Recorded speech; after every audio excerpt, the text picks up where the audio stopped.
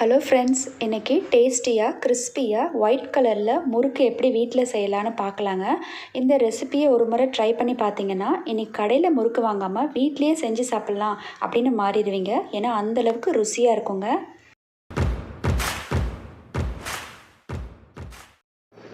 இதுக்கு இட்லி அரிசியை நான் ஒரு 3 மணி நேரம் நல்லா ஊற வச்சுக்கிறேங்க. ஒரு 2-3 முறை வாஷ் பண்ணிவிட்டு ஊற வச்சுருக்கேன்.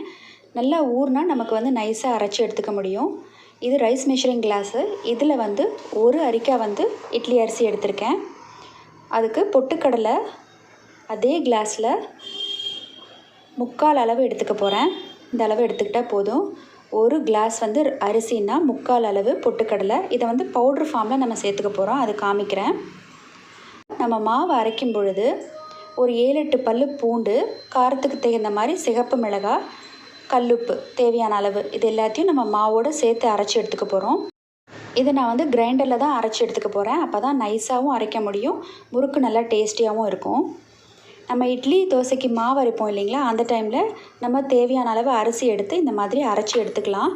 தண்ணி தெளித்து விட்டு நல்லா திக்காக அரைச்சி எடுத்துக்கோங்க. நைஸாகவும் இருக்கணும். இந்த அளவுக்கு திக்னஸாக அரைச்சி எடுத்திருக்கேன். தண்ணி தேவையான அளவு ரொம்ப கம்மியாக தெளித்து விட்டு அரைச்சேங்க. இப்போ பொட்டுக்கடலையை நம்ம பவுட்ரு ஃபார்மில் அடித்து எடுத்துக்க போகிறோம். நல்லா பவுட்ரு அடிச்சிருக்கேன். இதை நம்ம அப்படியே சேர்த்துக்காமல் ஒரு சல்லடையை வச்சு நல்லா சலித்து சேர்த்துக்க போகிறோம். ஏன்னா நம்ம அப்படியே சேர்த்துக்கிட்டோம் அப்படின்னா முறுக்கு ரொம்ப பொறுன்னு இருக்கும், அது டேஸ்ட்டே இல்லாமல் இருக்கும். அதனால் இந்த ப்ராசஸை ஸ்கிப் பண்ணாமல் செஞ்சுக்கோங்க. இந்த மாதிரி செய்யும்போது முறுக்கு ரொம்ப நல்லா ருசியாக இருக்கும். இது நமக்கு தேவையில்லை, இது எடுத்துடலாம். கூடவே ஒரு 1/4 டீஸ்பூன் ஓமம் சேர்த்துக்கிறேன். முறுக்குனாவே ஓமமோட ஃப்ளேவர் இருந்தால் ரொம்ப நல்லாயிருக்கும். அதுக்காக நான் இதை சேர்த்துக்கிறேன். ஒரு 1/4 டேபிள் ஸ்பூன் பட்டர் சேர்த்துக்கிறேன். இந்த வெண்ணெயை நார்மல் ரூம் டெம்பரேச்சரில் எடுத்து சேர்த்துருக்கேன். ரொம்ப அதிகமாகவும் வெண்ணெயை சேர்த்துக்காதீங்க. அதுக்கப்புறம் எண்ணெயில் மாவு பிரிய ஆரம்பிச்சிடும். இப்போ தண்ணி சேர்த்துக்காமல் மாவில் இருக்கக்கூடிய தண்ணியை வச்சு நம்ம கலந்து எடுத்துக்க போகிறோம். இதுவே நமக்கு கரெக்டாக இருக்குது. இப்போ இந்த மாவை ஒரு 1/2 அன் ஹவர் நம்ம அப்படியே ஊற வைக்கலாங்க. அப்போ தான் அந்த பொட்டுக்கடலை மாவெல்லாம் தண்ணி இழுத்துக்கும். நமக்கு 1/2 அன் ஹவர் நல்லா ஊறிடுச்சு. இப்போ எண்ணெயை நல்லா காய வச்சுருக்கணுங்க. ஆயில் நல்லா ஃபுல் ஹாட்டாக இருக்கணும். அதை ஒரு டேபிள் ஸ்பூன் ஆயில் நம்ம மாவில் ஆட் பண்ணிக்க போகிறோம்.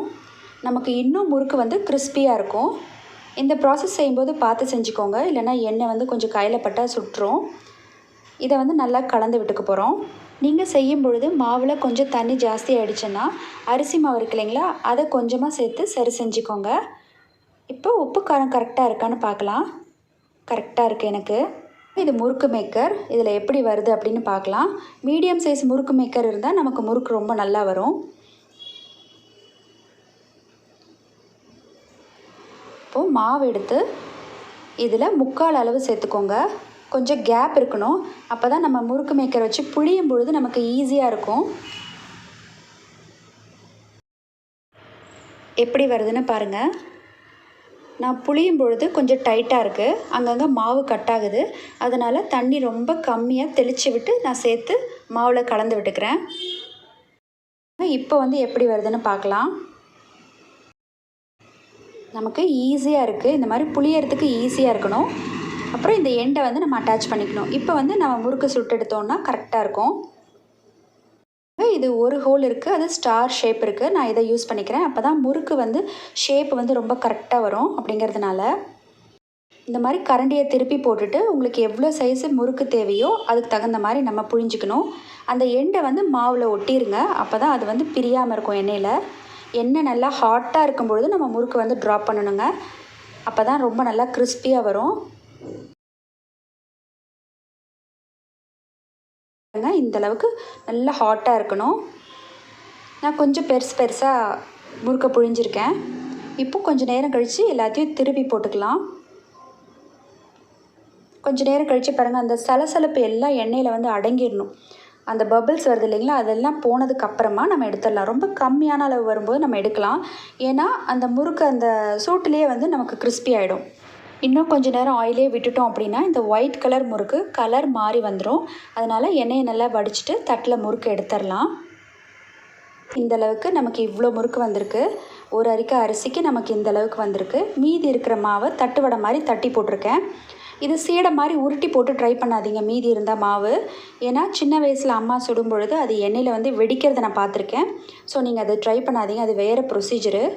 இப்போது கிறிஸ்பியாக எப்படி இருக்குன்னு பார்க்கலாம். பாருங்கள்,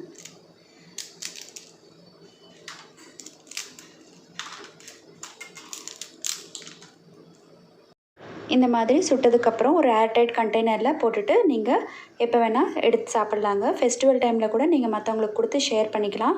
ரொம்ப நல்லாயிருக்கும். ட்ரை பண்ணி பாருங்கள். தேங்க்ஸ் ஃபார் வாட்சிங்.